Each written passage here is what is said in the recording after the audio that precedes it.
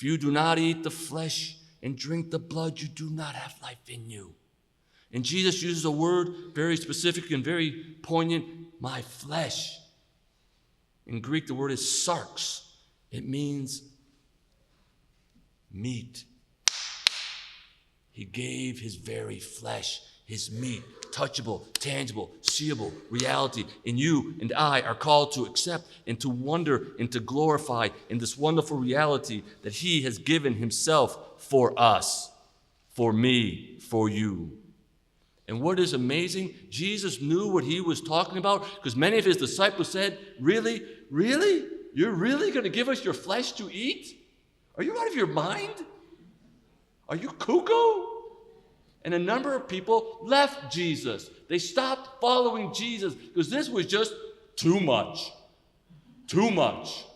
And they went away from Jesus. Did Jesus try to correct them?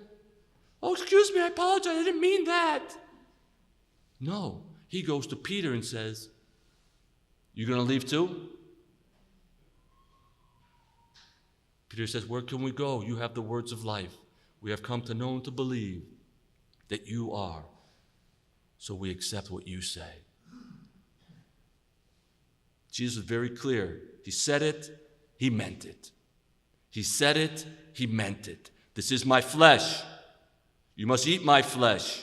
Become one with me. And you know what? All the first Christians believed this. This was not something new or something creative that someone came up with somewhere. Christians from the very beginning believed it. All you have to do is look at 1 Corinthians chapter 11, and you see that St. Paul believed it. And Paul is talking about the Mass and how he received this tradition and how he hands on this tradition and how he preserves this tradition. And he goes on to say that if you receive this bread unworthily, you know what happens to you? You eat and drink condemnation upon yourself. Oh, if this is just a piece of bread, how can it possibly bring condemnation upon people? How is it possible that St. Paul, the great evangelist St. Paul, is all fired up and wanting people to know, don't play games. Don't play games. This is for real. This is for real.